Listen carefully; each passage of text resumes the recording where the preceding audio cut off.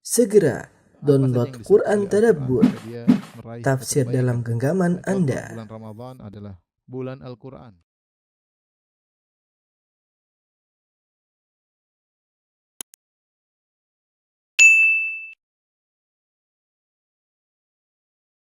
Bismillahirrahmanirrahim. Assalamualaikum warahmatullahi wabarakatuh. Alhamdulillahi ala ihsanih wa syukru lahu ala taufiqihi wa amtinanih. Asyhadu an la ilaha illallah wahdahu la syarika lahu ta'ziman li sya'nih wa asyhadu anna Muhammadan abduhu wa rasuluhu da'ila ridwanih. Allahumma salli alaihi wa ala alihi wa ashabihi wa ikhwanih. Ibu-ibu yang dirahmati oleh Allah Subhanahu wa taala, kita melanjutkan bahasan kita masih dalam Al-Iman bil Kutub, iman terhadap kitab-kitab suci, dan kita sampai pada pembahasan keistimewaan Al-Quran ya. Dan di antara keistimewaan Al-Quran adalah Al-Quran terjaga keautentikannya ya. Lihat halaman 474 ya, 474. Allah telah menjamin untuk menjaga Al-Quran. Di antaranya dalam surat Al-Hijr kata Allah, "Inna nahnu nazzalna dzikra wa inna lahu lahafizun." Kamilah yang menurunkan Al-Quran dan sungguhnya kami yang akan menjaganya, dan kami akan menjaganya ya. Dan di antara cara Allah untuk menjaga Al-Quran yaitu Allah Subhanahu wa taala menjadikan Al-Quran berada dalam dada-dada orang-orang yang berilmu. Kata Allah, "Bal huwa ayatun bayyinatun fi suduril ladzina utul ilm wa ma yajhadu bi ayatina illa adh-dhalimun." Dan sebenarnya Al-Quran itu adalah ayat-ayat yang nyata di dalam dada-dada orang-orang yang berilmu, sehingga Al-Quran dihafal ya. Dan ini di antara mukjizat Al-Quran, mudah dihafalkan oleh kaum muslimin ya. Sehingga Al-Quran tidak bisa ditambah-tambah dan tidak bisa dikurangi. Kata Allah, "La ya'tihil batilu min baini yadayhi wala min khalfihi tanzilu min hakimin hamid." Yang tidak datang kepadanya kebatilan, baik dari depan maupun dari belakang. Setiap ada yang mau menambahkan Al-Quran, merubah, pasti ketahuan. Karena yang menghafal Al-Quran sangat-sangat banyak. Anak kecil pun banyak hafal Al-Quran ya. Ya, banyak hafal Al-Quran. Bahkan ada orang yang mungkin tidak bisa baca, tidak bisa tulis, tapi dia bisa hafal Al-Quran dengan talaki, dengan mendengar langsung dari sang guru, kemudian mengulang sampai menghafal Al-Quran. Karena Al-Quran dari awal diturunkan sampai sekarang tidak mengalami perubahan, tidak ditambah satu huruf pun, sama sekali, dan tidak kurang satu huruf pun. Adapun kitab-kitab suci sebelumnya, maka tidak ada jaminan dari Allah Subhanahu wa taala. Allah menyerahkan penjagaan kitab-kitab suci sebelumnya kepada para pendeta mereka, para ulama mereka. Lihat surat Al-Maidah ayat 44. Ya, jadi bedanya Al-Quran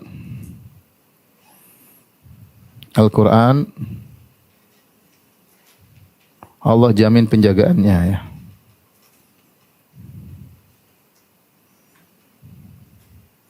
Nah, lihat Quran Al-Hijr ayat 9 ya. Adapun kitab-kitab suci yang lain, kitab-kitab suci sebelumnya, baik Taurat maupun Injil maupun Zabur, maka penjagaannya diserahkan kepada para ulamanya.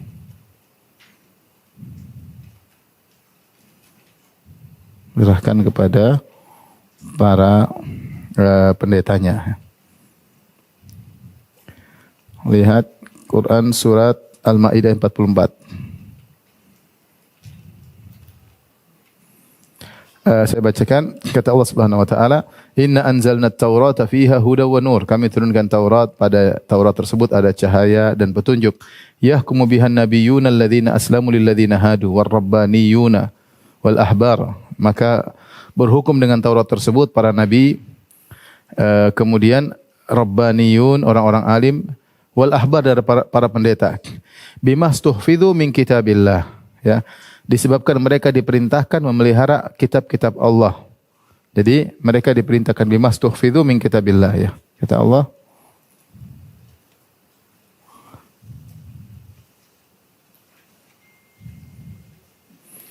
jadi para pendeta lah yang diperintahkan untuk bimastuhfidhu min kitabillah. Mereka diperintahkan untuk menjaga ayat-ayat Allah. Namun mereka akhirnya tidak bisa menjaga. Akhirnya mereka tidak mampu menjaga.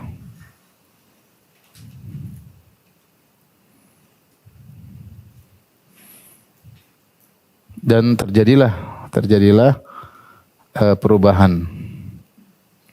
Perubahan tersebut ya, ada beberapa model ya, perhatikan.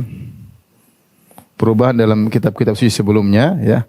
Ada beberapa model ya. Yang pertama adalah ada yang dilupakan. Ada ayat-ayat yang dilupakan.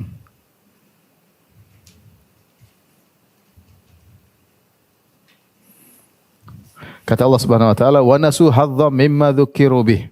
Lihat yaitu dalam surat Al-Maidah 13 ya.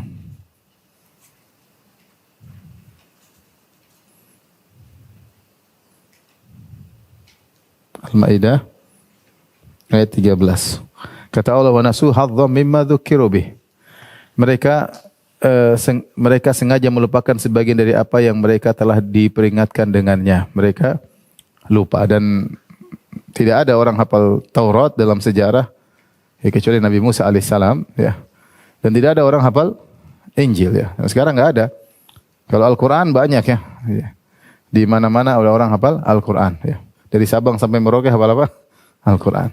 Tapi kalau Injil, Taurat enggak ada yang hafal. Ya. Yang kedua, jadi ada ayat yang dilupakan. Yang kedua, mereka sengaja menafsirkan sembarangan. Sengaja menafsirkan sembarangan, serampangan. Allah sebutkan dalam surat An-Nisa ayat 46, 4 ayat 46, kata Allah Subhanahu wa taala, "Minal ladzina hadu yuharrifunal kalima an mawadhihi." Di antara orang Yahudi, mereka merubah perkataan dari tempat-tempatnya, itu ditafsirkan tidak sesuai dengan yang seharusnya. Kemudian ketiga, model perubahan yang terjadi yaitu mereka menyembunyikan sebagian ayat. Menyembunyikan sebagian ayat.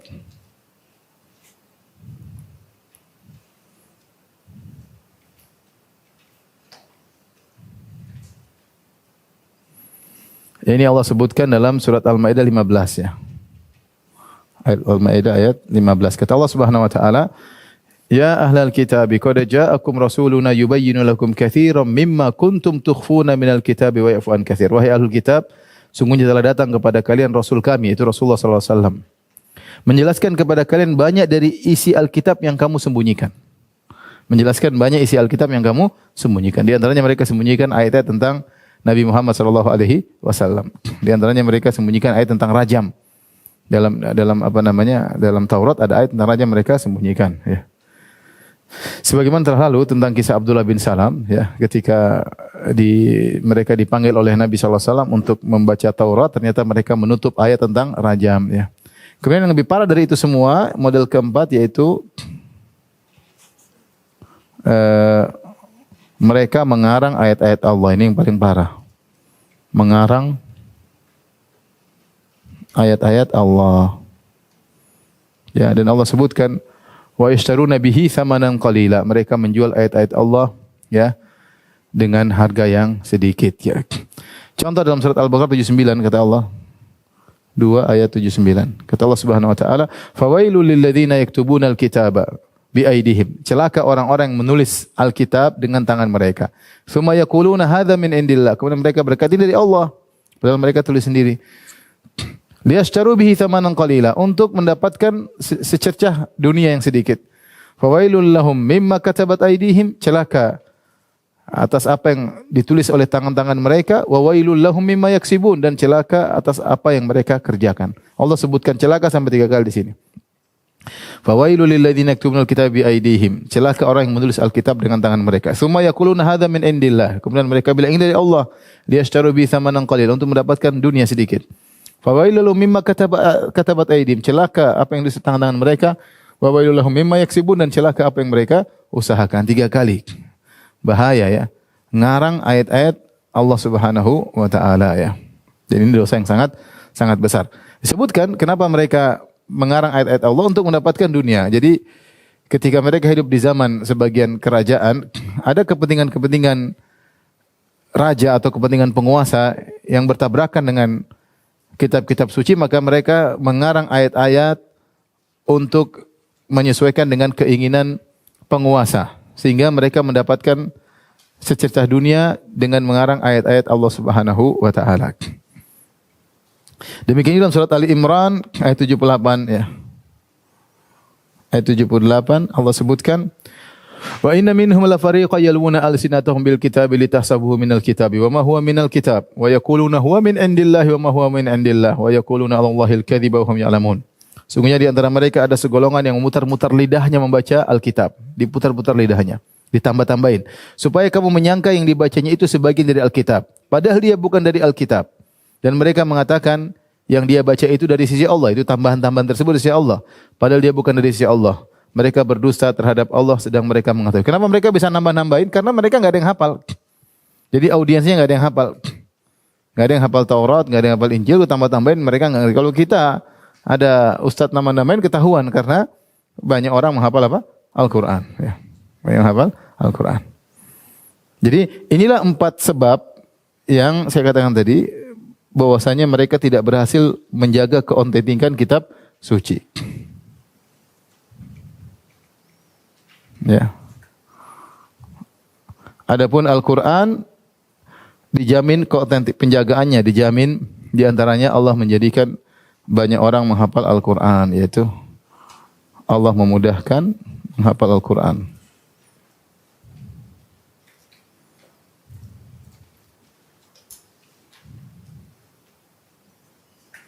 Kemudian Al-Quran diriwayatkan dengan riwayat yang sangat banyak ya. Banyak orang yang meriwayatkan Al-Quran. Sampai sekarang kita tahu mahat-mahat banyak mengajarkan Al-Quran. Bersanad-sanad di mana-mana ya. Sementara Taurat dan Injil tidak demikian. Sehingga keautentikannya tidak bisa terjaga dan perubahan terjadi dari 4 sisi. Ada ayat-ayat yang dilupakan sehingga terjadi distorsi.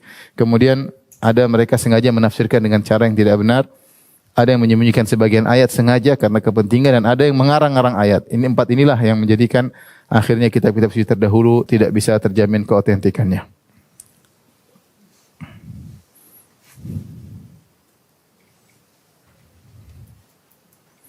Sudah Ibu? Hah?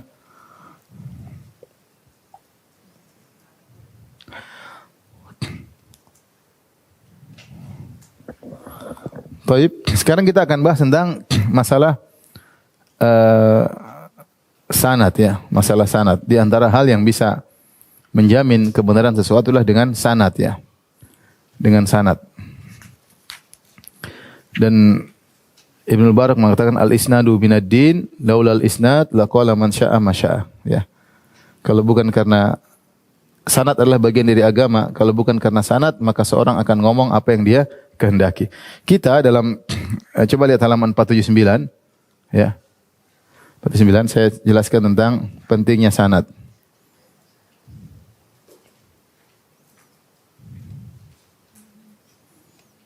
Sanad yaitu para perawi ya. Para perawi. Ini terkait dengan keautentikan sesuatu.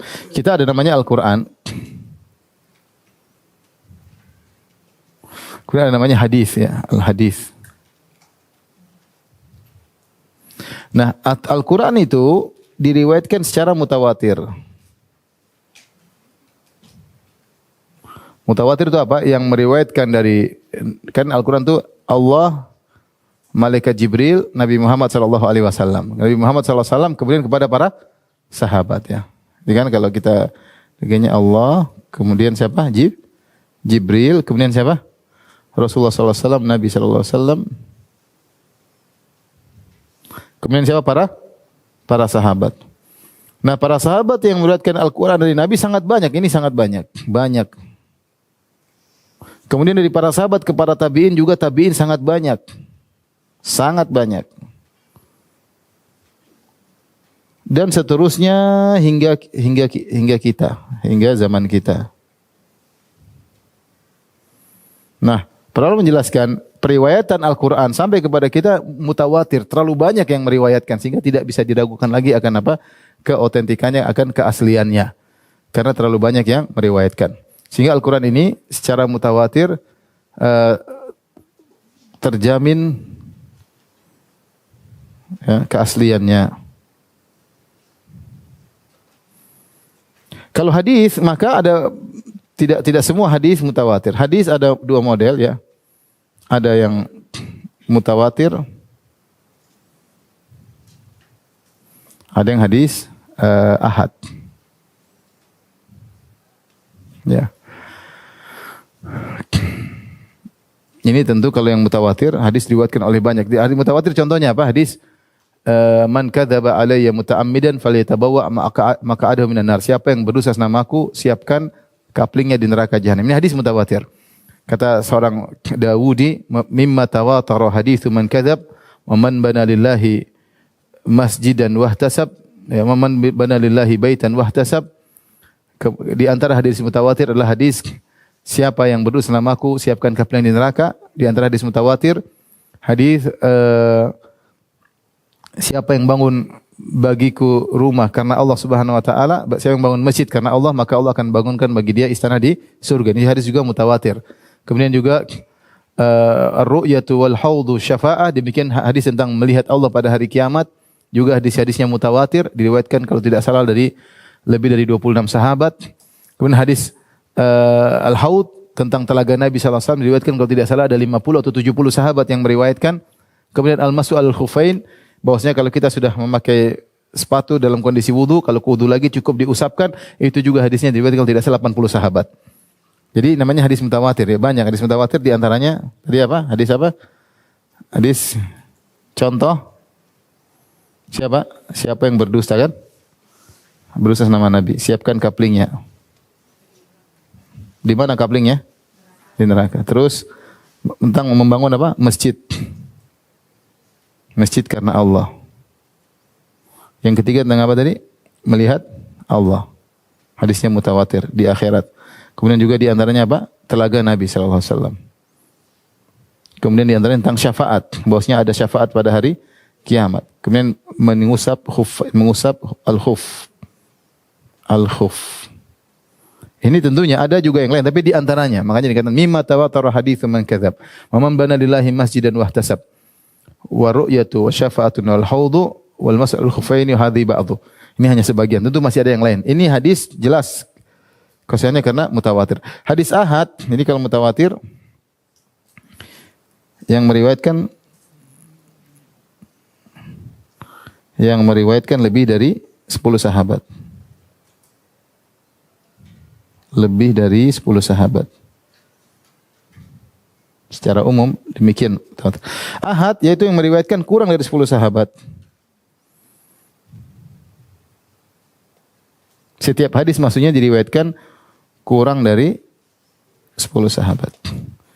Ini bukan berarti tidak sahih, ini juga sahih, tapi ada sebagian yang harus diperiksa lagi. Nah, hadis ahad ini ada dua model ya, ada yang sahih, ada yang apa? Dhaif, lemah. Yang lemah ini juga macam-macam, ada yang palsu, kemudian ada yang lemah, dhaif, ada yang sangat lemah atau sebaliknya. Dhaif jiddan, sangat lemah. Kemudian ada yang lemah. Ada yang sahih. Sahih pun bertingkat-tingkat. Nah, untuk mengetahui ini semua, mana yang sahih, mana yang lemah, harus diperiksa sanadnya.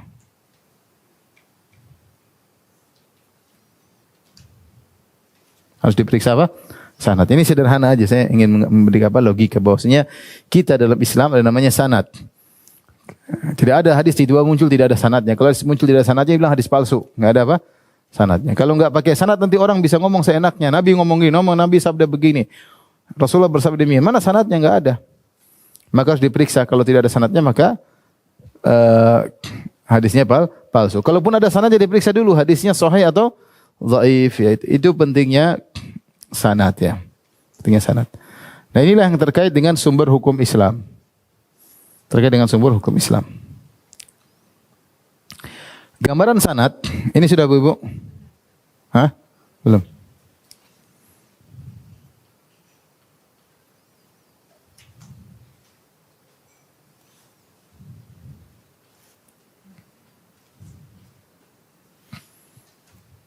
Sudah Ibu? Sudah. Ini saya kasih gambaran sederhana. Gambaran tentang sanad ya.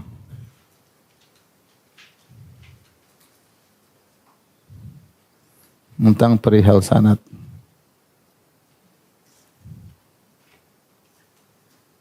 Sederhana. Ini contohnya ada hadis, contohnya Nabi sallallahu ini hadis, ya. Sabda Nabi.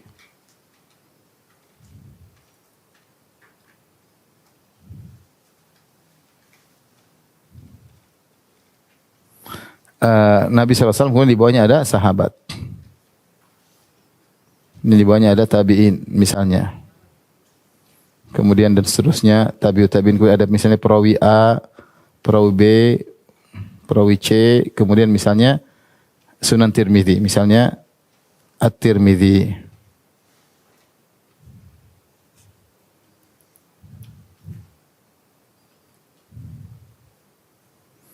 At-Tirmidzi atau misalnya Abu Daud atau misalnya Ibnu Majah, ya. Atau misalnya Imam Ahmad, misalnya Ahmad, ya. Malik dan lain-lain, ya. Dan lain-lain. Ini gambaran sanad. Nah, untuk mengetahui hadis ini sahih atau tidak, ya, maka kalau sahabat jelas semuanya adil dan thiqah, ya. Adil dan thiqah. Nah, kalau tabi'in tidak, ini diperiksa tabi'in macam-macam, ya. Tabi'in tidak semuanya thiqah, harus diperiksa lagi. Derajat rawi itu, ya. Derajat rawi ada yang misalnya thiqah terpercaya, nanti ada namanya soduk. Kalau soduk hadisnya hasan. Ada kemudian misalnya dhaif, ada misalnya pendusta, kadzab. Misalnya kadzab, ya. Ya, ada namanya mungkar, macam-macam, ada matruk, tapi ini saya ada makbul, ini sekedar gambaran sederhana. Kalau thiqah, maka hadisnya apa? Sahih. Kalau soduk hadisnya apa? Hasan. Kalau dhaif hadisnya lemah. Kalau kadzab hadisnya apa? Palsu.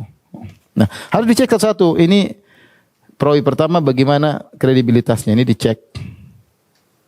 Perawi kedua dicek, perawi ketiga dicek, harus dicek. Satu-satu, ini biografinya ada semua. Kalau tidak ada biografinya disebut hadis majhul, hadis dhaif karena rawinya majhul. Harus ada biografinya dan biografi semua ada dalam buku-buku.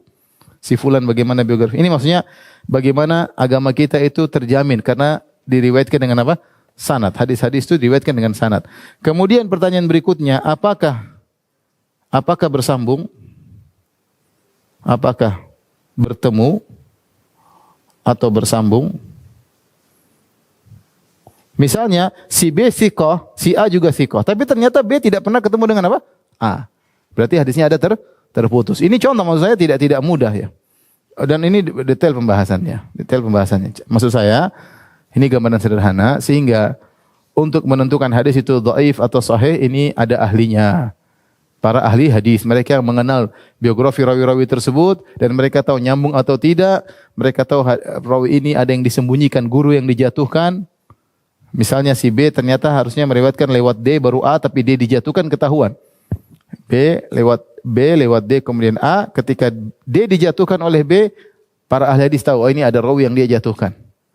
Intinya ini masalah sanad, sehingga dari sini kita tahu bahwasanya intinya hadis dalam Islam bisa dipertanggungjawabkan apa tentang kesahihannya, bisa dipertanggungjawabkan. Jawabkan tentang validitasnya.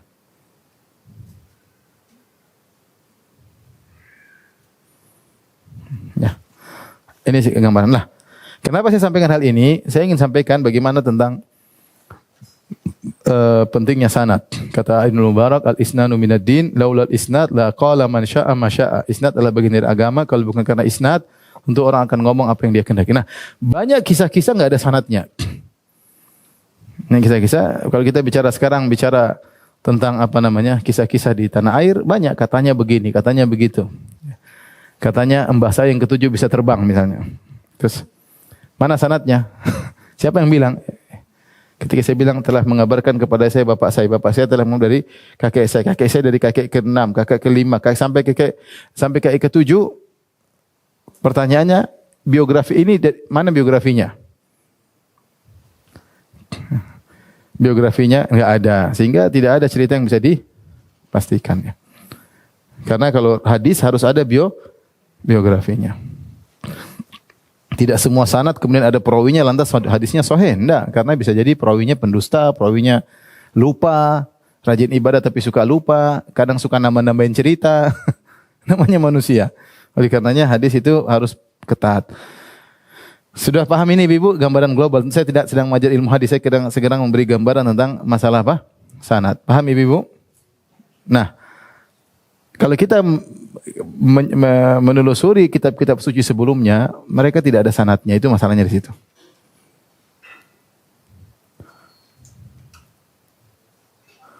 Kitab-kitab suci sebelumnya tidak ada sanad.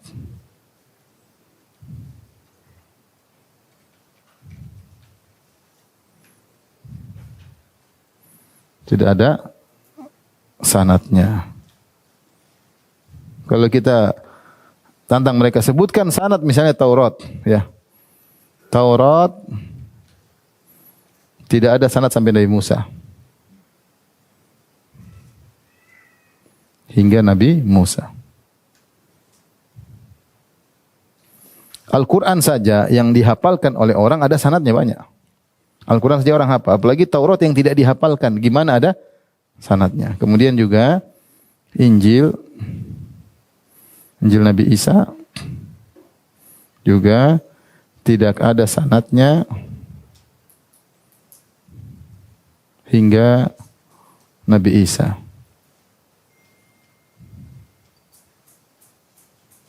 Ini maksud saya ingin menyampaikan ini di sini agar kita tahu bahwasanya Al-Quran itu berbeda. Jangankan Al-Quran, hadis pun berbeda. Untuk menelisik suatu hadis itu sahih atau tidak, namanya ilmu mustalah hadis. Ilmu mustalah hadis itu ilmu tentang tadi, nyambung atau tidak, ada yang jatuh, macam-macam hadis, hadis mursal, hadis munqati, hadis dhaif, macam-macamnya, itu namanya ilmu mustalah hadis. Namanya kemudian untuk meneliti biografinya namanya ilmu jarh wa ta'dil. Bagaimana perawi ini? Itu namanya ilmu al-jarh wa ta'dil. Sehingga dengan dua ilmu tersebut maka diketahui hadis sahih atau dhaif ya. Baik, Ibu yang dirahmati Allah Subhanahu wa taala, sekarang kita kasih gambaran ringkas tentang kitab-kitab suci terdahulu ya. Silakan buka halaman 481 ya, 481.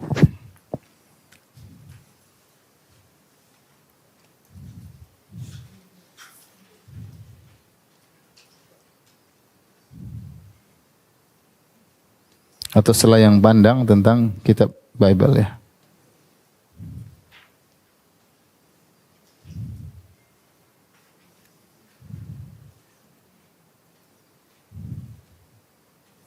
Bible atau disebut Alkitab. Alkitab itu apa? Alkitab terisi atas perjanjian lama dan perjanjian baru.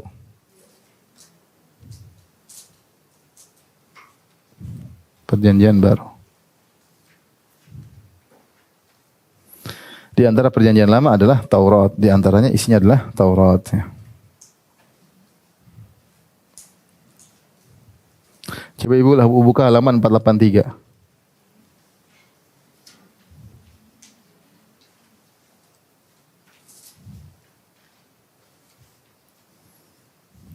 Kemudian perjanjian baru di antaranya Injil, 4 Injil.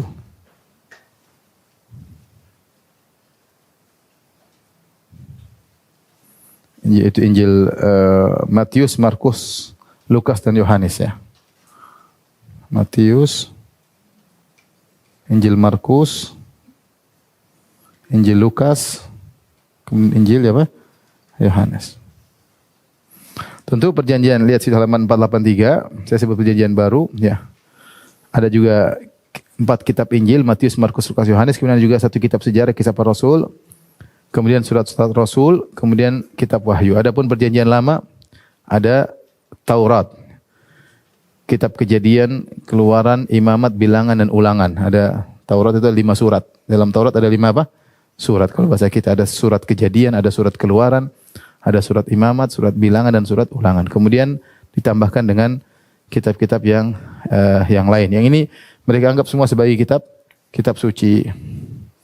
Keduanya dianggap sebagai kitab suci.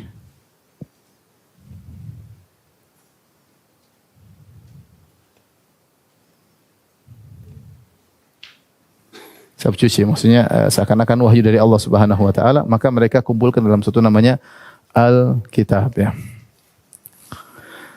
Tapi sederhana. Tapi kita akan bahas tentang Taurat ya. Taurat sendiri lihat halaman 484 ya. Taurat tidak ada sanad yang bersambung hingga Nabi Musa alaihissalam.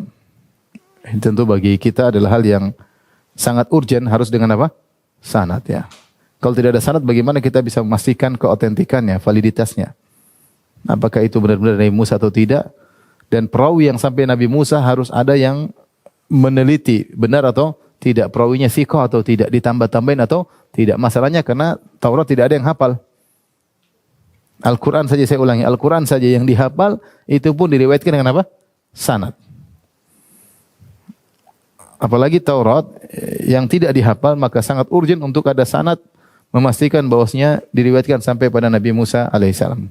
Adapun tiba-tiba diketemukan manuskrip, repot. Ini manuskrip benar atau tidak? Ya. Kemudian apakah benar sampai pada Nabi Musa atau tambahan? Oleh karena itu secara sanad tidak ada sampai kepada Nabi Musa alaihissalam.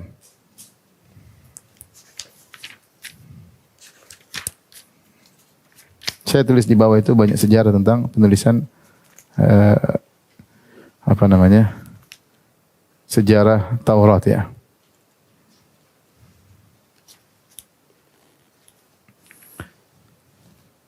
Lihat kenyataan Taurat, lihat halaman 494 ya. Kenyataan Taurat. Realitanya pertama, tidak ada sanad hingga Nabi Musa alaihissalam. Yang kedua, tidak ada yang hafal.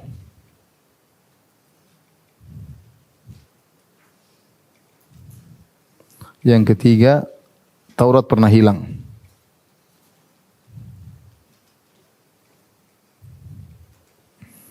Taurat pernah hilang ya. Dengan tiga sebab ini, maka sulit dibuktikan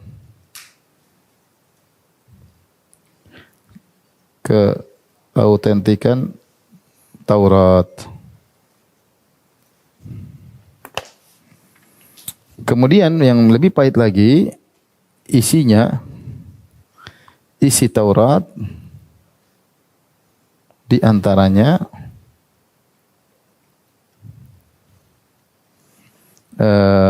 ada celaan kepada Allah, ada celaan kepada para nabi. Ini yang buat kita semakin ragu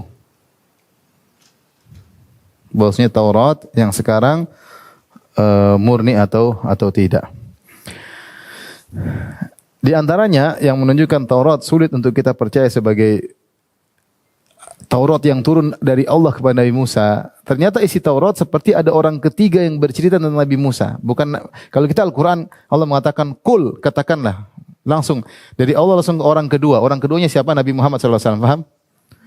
Kul, katakanlah. Kul huwallahu ahad. Katakanlah Muhammad. Kul huwallahu ahad.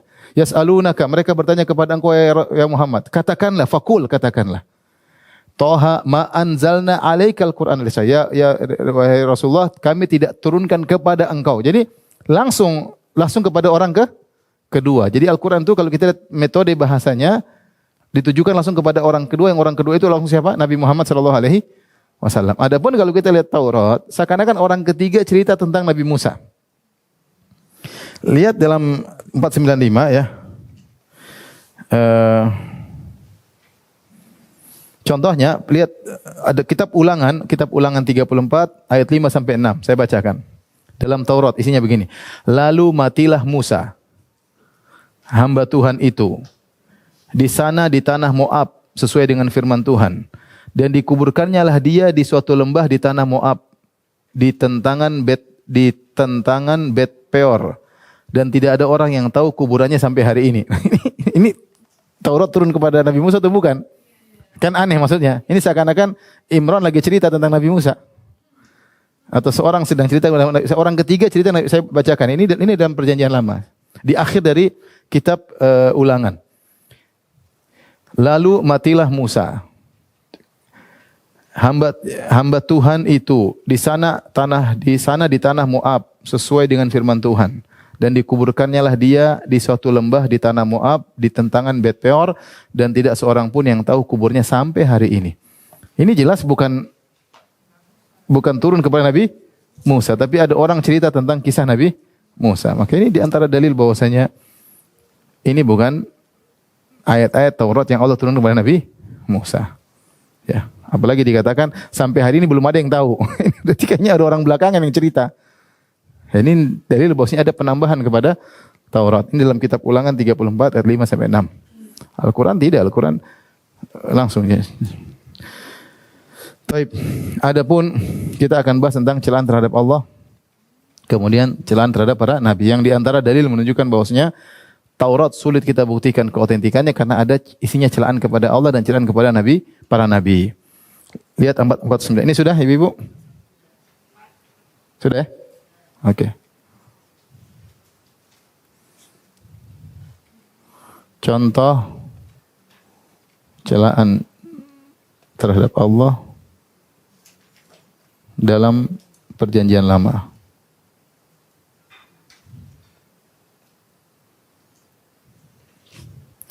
Di antaranya, lihat saya tulis itu, pertama, Allah menyesal. Allah menyesal.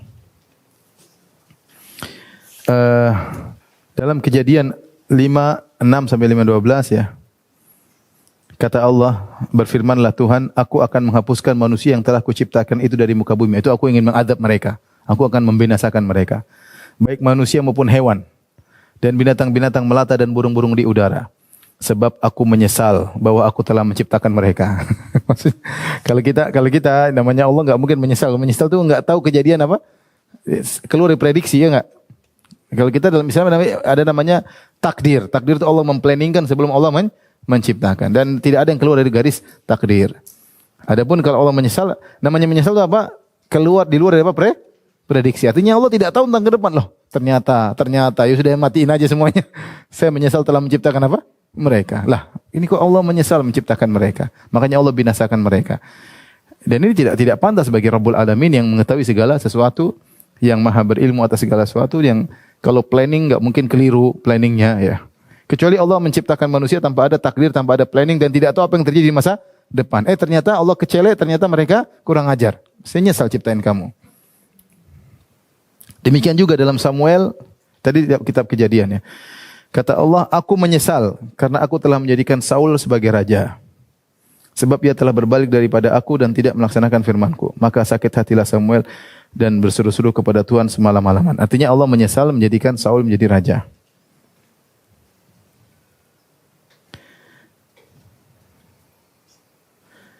Demikian juga pada Samuel, saya bacakan, jadi Tuhan mendatangkan penyakit sampar kepada orang Israel dari pagi hari sampai waktu yang ditetapkan. Maka matilah dari antara bangsa-bangsa itu, dan sampai Beersheba 70.000 orang. Jadi Allah turunkan penyakit, 70.000 orang Bani Israel meninggal dunia. Ketika malaikat mengancungkan tangannya ke Yerusalem untuk memusnahkannya, maka menyesallah Tuhan karena malapetaka itu. Jadi Tuhan turunkan malapetaka, Tuhan turun apa? Tuhan menyesal. Lalu ia berfirman kepada malaikat yang mendatangkan kemusnahan kepada bangsa tersebut, cukup. Saya menyesal. Nurunkan apa? Ini enggak pas. Kalau kita enggak pas untuk apa? Seperti Tuhan. Ya Tuhan enggak mungkin salah apa?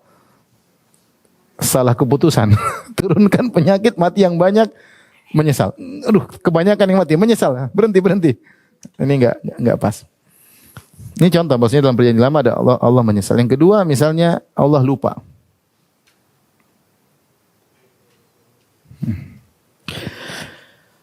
Dalam Kejadian 9, 12 sampai 15, Allah berfirman. Busurku kutaruh di awan. Busurku maksudnya pelangi. Busurku kutaruh di awan, supaya itu menjadi tanda perjanjian antara aku dan bumi. Apabila kemudian kudatangkan awan di atas bumi dan busur itu tampak di awan, maka aku akan mengingat perjanjianku yang telah ada antara aku dan kamu serta segala makhluk yang hidup, segala yang bernyawa sehingga segenap air tidak lagi menjadi air bah untuk musnahkan segala yang hidup. Jadi supaya kalau turun hujan tidak sampai banjir, tidak memusnahkan semuanya ya. Maka Allah kasih penanda. Tanda tersebut ada apa? Pelangi. Kalau ada pelangi berarti berhenti. Maksudnya Allah tidak turunkan air terus sehingga jadi hujan, jadi banjir yang untuk memusnahkan segala yang hidup. Ya. Kata Allah supaya aku tidak lupa perjanjianku. Kata Allah, apabila kemudian kudatangkan awan di atas muka bumi, ada awan di atas muka bumi, turun hujan yang banyak. Dan busur itu tampak di awan, ada pelangi tampak di awan, maka aku akan mengingat perjanjianku. Jadi Allah supaya tidak lupa, Allah kasih apa? Tanda pelangi. Supaya kalau tidak ada pelangi nanti Allah turunkan hujan tidak berhenti-berhenti. Ya. Ini juga aneh, tapi ya begitu. Ya. Kemudian contohnya, contoh lagi, Allah menyuruh telanjang ya, Allah menyuruh seorang nabi telanjang.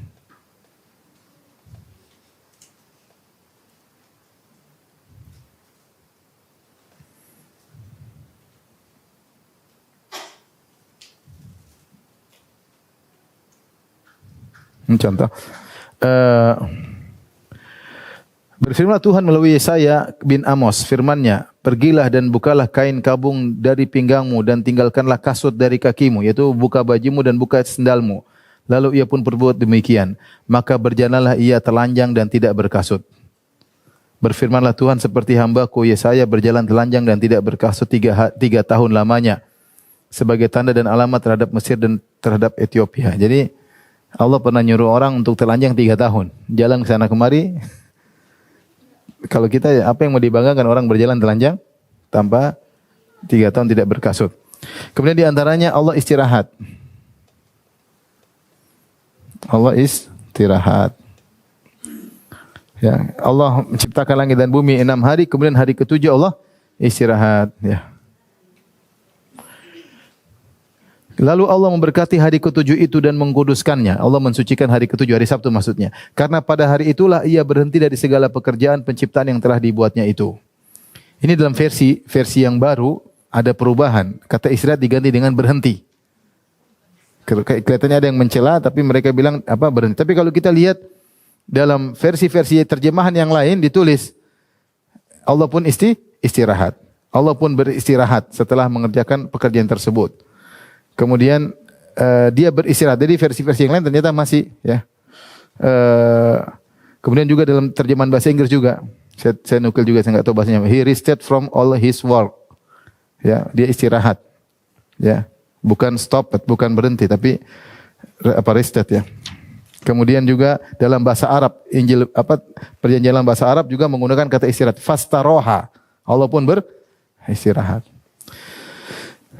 Oleh karenanya mereka orang-orang Yahudi mensucikan hari Sabtu. Mereka tidak boleh bekerja hari apa? Sabtu, sebagai bentuk solidaritas kepada Tuhan.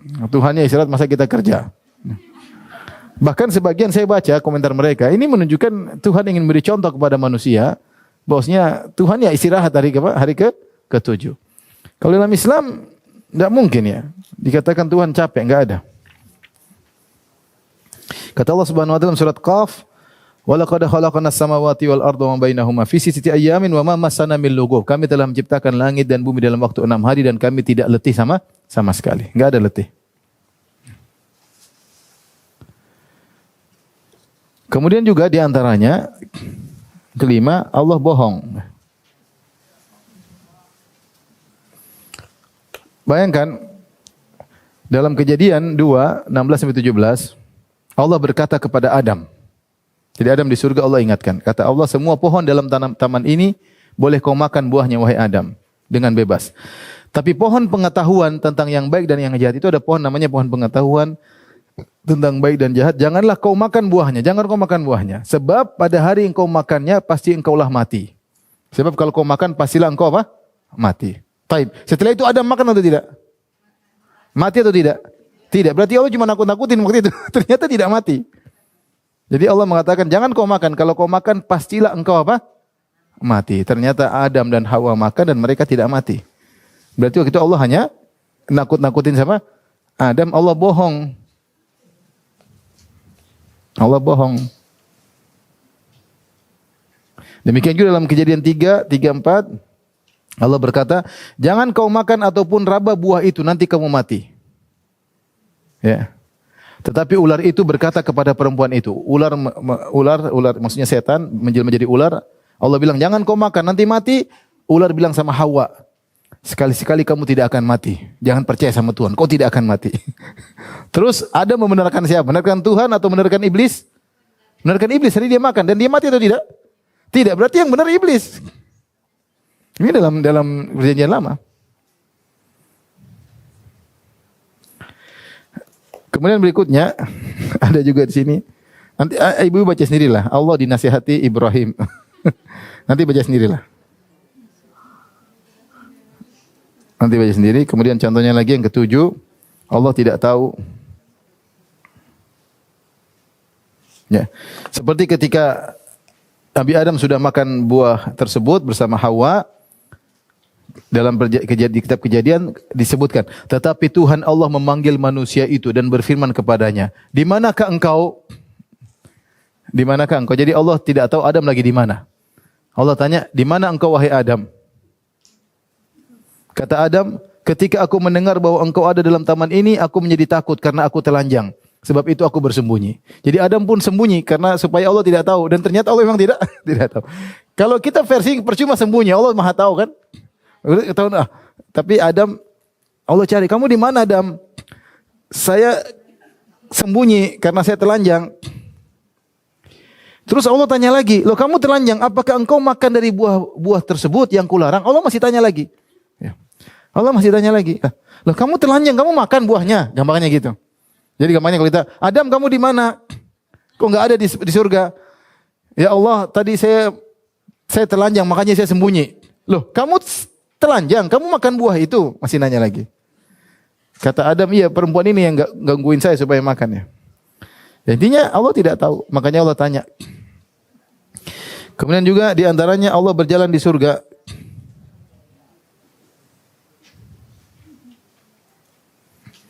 Ketika mereka mendengar bunyi langkah Tuhan Allah. Ketika mereka mendengar bunyi langkah Tuhan Allah yang berjalan-jalan dalam taman itu di waktu hari yang sejuk. Jadi Allah jalan-jalan di surga ketika surga lagi apa? Sejuk. Bersembunyilah manusia itu dari istrinya terhadap Tuhan di antara pohon. Jadi sembunyi di balik pohon. Nanti ketahuan Allah. Allah lagi jalan-jalan dan seterusnya. Dan masih banyak di antaranya yang terakhir mungkin sampaikan. 9, ibu bisa baca di situ. Allah kalah bergulat dengan Yakub. Allah kalah bergulat dengan Yakub.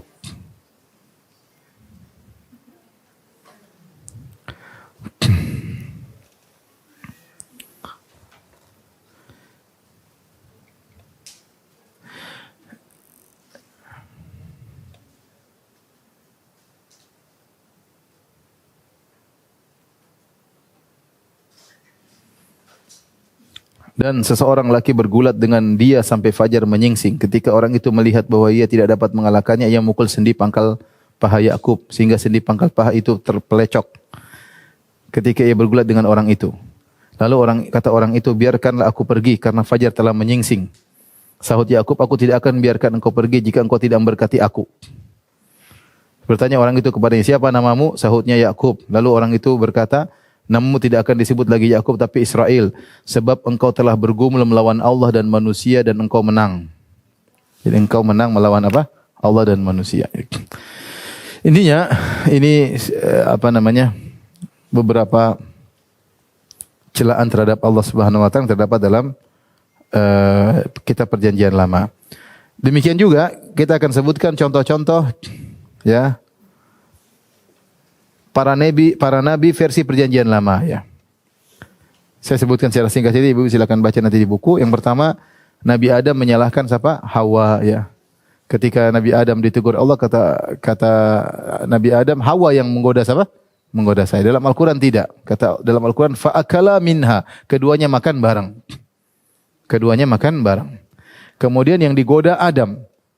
Qala ya Adamu hal adulluka. Dalam Al-Quran iblis langsung menuju kepada siapa? Adam. Hal adulluka ala syajaratil khuldi wa mulkin la yabla. Wahai Adam, maukah aku tunjukkan kepada engkau sebuah pohon buah yang kalau kau makan kau akan kekal abadi. Kata Allah, fa akala minha. Keduanya pun makan bareng. Jadi bukan Hawa makan dulu kemudian goda Adam. Tapi kalau dalam versi Injil, ketika Allah mengatakan, kenapa kau makan? Kata Adam, ini perempuan yang kau taruh di sini yang bikin saya jadi apa? Makan. Jadi nyalain siapa? Hawa. Perempuan bikin masalah memang. Tapi kalau dalam Islam tidak. Mereka makan bareng. Justru Adam yang jadi pusat godaan. Kemudian di antaranya yang kedua Nabi Nuh mabuk. Dan auratnya terlihat. Ya ini juga Nabi Nuh mabuk ya. Setelah ia minum anggur, Nabi Nuh minum anggur, mabuklah ia. Dan Nabi Nuh pun telanjang dalam kemahnya. Ya, mabuk telanjang. Nabi Nuh mabuk ya. Kemudian yang parah lagi Nabi Lut dibuat mabuk oleh putrinya kemudian diajak berhubungan. Nabi Lut dibuat mabuk sama dua putrinya kemudian digauli oleh dua putrinya. Ini juga waliyadzubillah ya. Maksud saya orang baca seperti ini akan berzina sama mahram sama ini kacau ya. Bagaimana dua putri Nabi bikin teler bapaknya kemudian digauli kemudian adiknya pun demikian. Kakak beradik dua-duanya minta digauli oleh ayah. Kita lihat kata kakaknya kepada adiknya, ayah kita telah tua dan tidak ada laki-laki di negeri ini yang dapat menghampiri kita.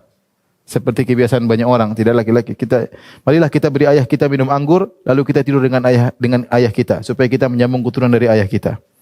Pada malam itu mereka memberi ayah mereka minum anggur, lalu masuklah yang lebih tua untuk tidur dengan ayahnya. Dan ayahnya itu tidak mengetahui ketika dia tidur dan ketika ia bangun. Keesokan harinya berkatalah kakaknya kepada adiknya, tadi malam aku telah tidur dengan ayah. Baiklah, malam ini bagian kamu. Intinya ini Nabi Lut. Kalau dalam apa namanya? Enggak lah dalam apa? Kemudian juga dalam kitab Keluaran Allah murka kepada Nabi Musa. Maka bangkitlah murka Tuhan terhadap Musa. Tidak ada dalam Al-Qur'an Allah marah sama apa? Nabi Musa. Nabi Musa kata Allah, wa kana indallahi wajiha, memiliki kedudukan yang tinggi di sisi apa? Di sisi Allah.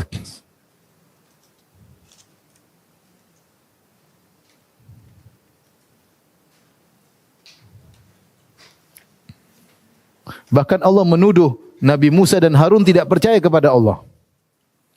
Pada kitab Bilangan 27 sampai 12 ya. Kata Allah, tetapi Tuhan berfirman kepada Musa dan Harun. Apa firman Tuhan? Firman Allah kepada Musa dan Harun, karena kamu tidak percaya kepadaku dan tidak menghormati kekudusanku di depan mata orang Israel, itulah sebabnya kamu tidak akan membawa jemaah ini masuk ke negeri yang akan kuberikan kepada mereka. Jadi Allah menyalahkan, kata Allah, karena kamu tidak percaya kepadaku dan tidak menghormati kekudusanku di depan Bani Israel. Bagaimana Musa tidak percaya sama Allah? Bagaimana Musa tidak percaya kepada kekudusan Allah Subhanahu wa taala? Di antara juga dalam kitab Keluaran 32 sampai 35, Nabi Harun membuat berhala patung lembu yang disembah oleh Bani Israel. Kemudian Tuhan menimpakan wabah atas bangsa itu karena mereka telah membuat anak sapi yang dibuat oleh Harun. Dalam Al-Qur'an Harun mencegah mereka.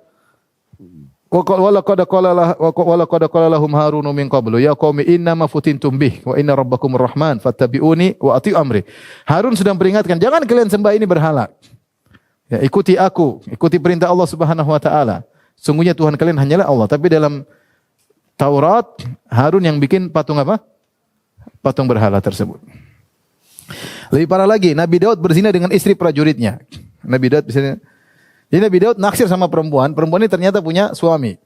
Nabi Daud kasih caranya, jadi saya bacakan ya.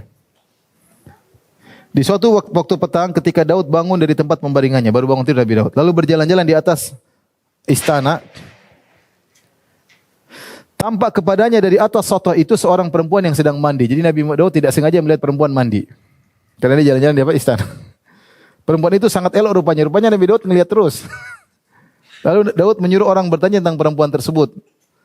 Ada yang mengatakan itu adalah Batsyeba binti Eliam, istri Uria orang Het. Sesudah itu Nabi Daud menyuruh orang mengambil dia. Suruh bawa perempuan itu ke sini. Perempuan itu datang kepadanya, lalu Daud tidur dengan dia. Jadi Daud berzina dengan istri apa? Orang. Perempuan itu baru selesai membersihkan diri dari kenajisannya, baru selesai haid, digauli oleh Daud. Kemudian pulanglah perempuan itu ke rumahnya. Lalu mengandunglah perempuan itu dan disuruhnya orang memberitahu kepada Daud, demikianlah aku mengandung. Jadi Nabi Daud berzina dan punya apa? Punya anak. Kemudian Daud alaihissalam tentunya tidak benar, tapi ini cerita dalam perjanjian lama, karena dia suka sama perempuan ini dan perempuan ini punya suami, akhirnya suaminya disuruh jadi ikut perang paling depan supaya mati duluan. Kemudian juga Nabi Sulaiman. Nabi Sulaiman di akhir hayatnya murtad dan menyembah berhala. Dalam Raja-Raja 1:11 9 sampai 11.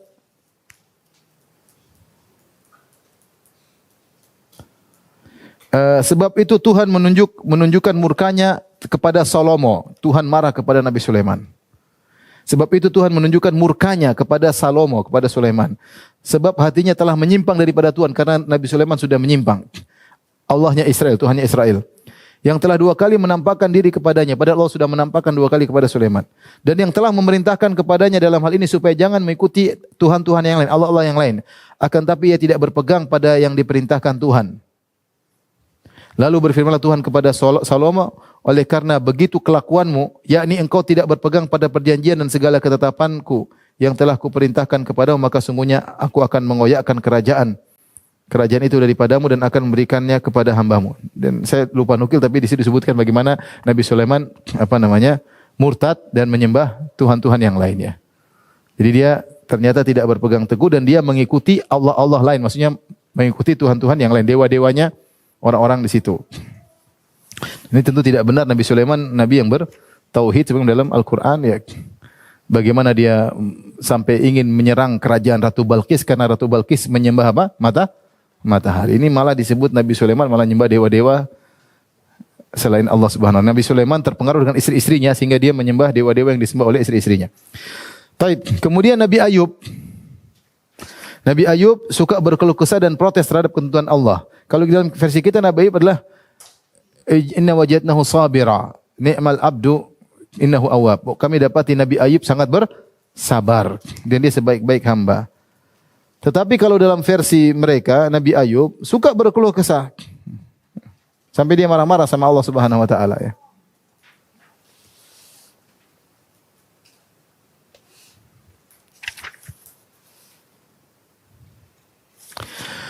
Saya sudah nukil semua dalam buku kisah para nabi ya. Di situ saya nukil tentang bagaimana keluhan-keluhan Nabi Ayub, protes dia kepada Allah, dia marah kepada Allah karena dikasih sakit yang lama dan seterusnya. Kemudian yang terakhir tentang Nabi Yakub bagaimana dia bisa mendapatkan kenabian dari ayahnya karena dia menipu kakaknya ya.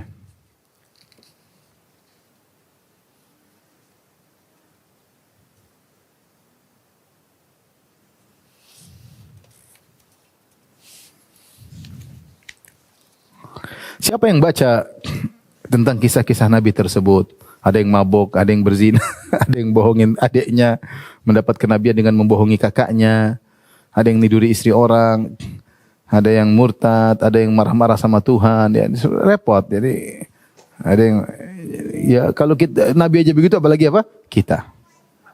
Makanya kenapa sampai mereka membuat cita-cita seperti ini dalam Taurat? Berbeda dengan Al-Qur'an bagaimana mulianya para nabi.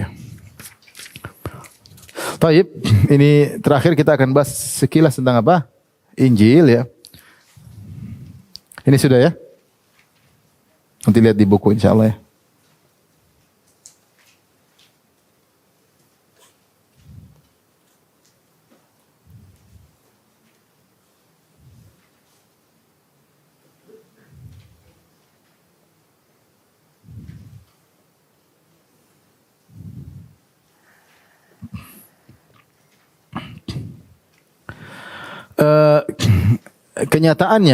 Kenyataannya Injil yang ada bukan Injil Nabi Musa.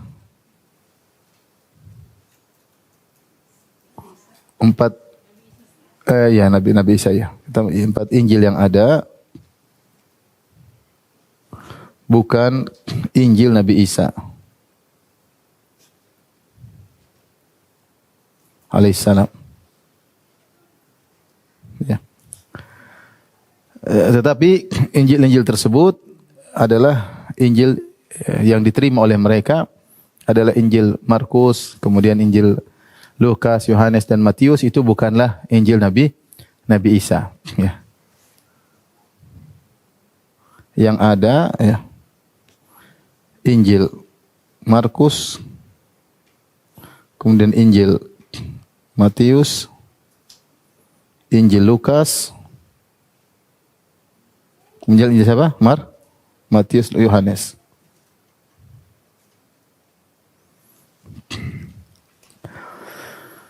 Ini kenyataan yang ada. Kenyataannya juga tidak ada sanad.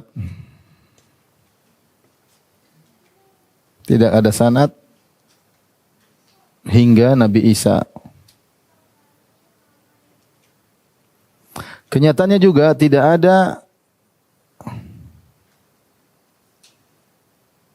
ada Injil dengan bahasa aslinya. Bahasa Syrianiyah ya. Bahasa aslinya.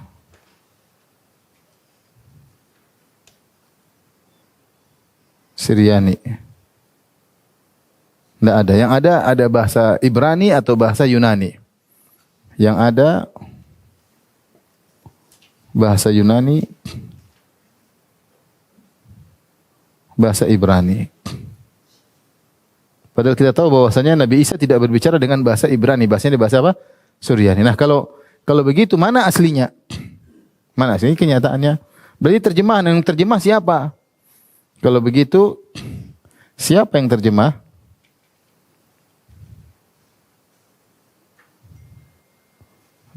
Apakah terpercaya sikoh atau tidak? Sanadnya ada atau tidak? Ini semua tanda tanya maksud saya.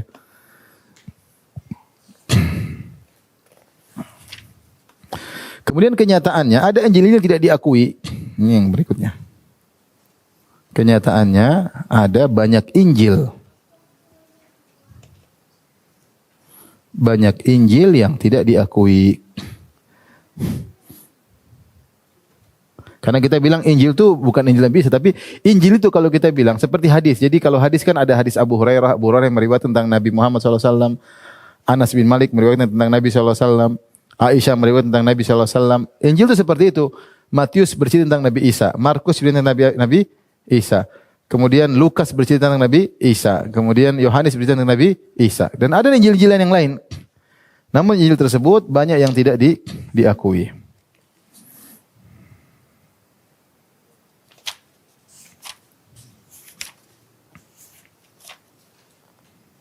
Disebut dengan apokrifa ya. Injil tidak diakui. Ini banyak sekali. Ya, nih. Ada berapa ini? Banyak Injil. Injil Thomas, Injil Maria, Injil Nazoren, Injil Petrus, Injil banyak sekali, Injil Fayum, Injil Eva, banyak Injil puluhan, enggak tahu ada berapa ini. Banyak sekali puluhan Injil tidak diakui. Nah, kenapa cuma diakui 4, yang lain tidak diakui? Harus ada standar yang benar.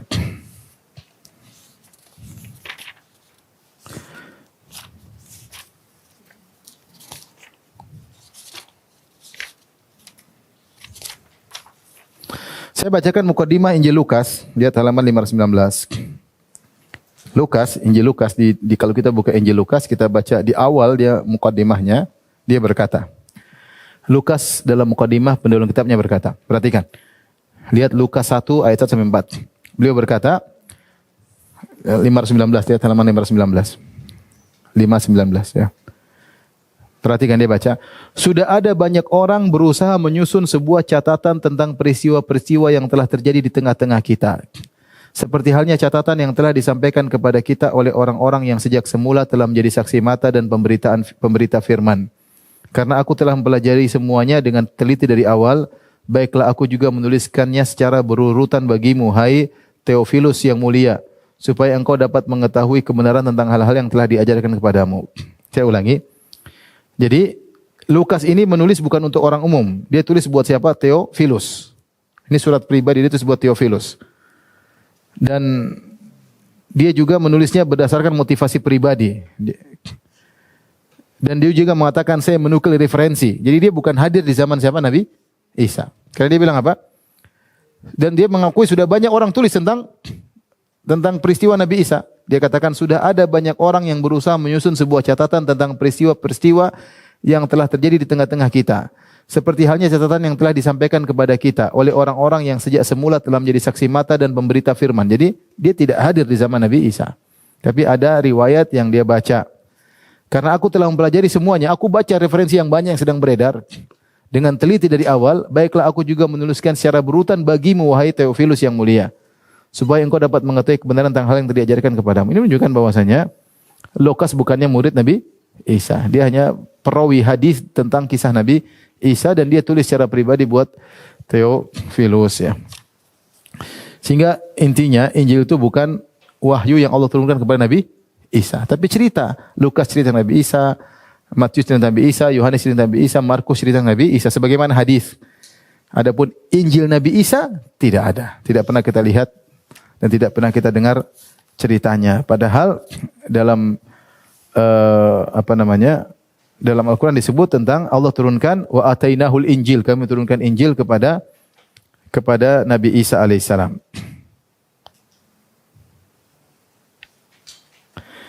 Dan juga Injil Nabi Isa juga disebutkan dalam Perjanjian Baru. Lihat halaman 514.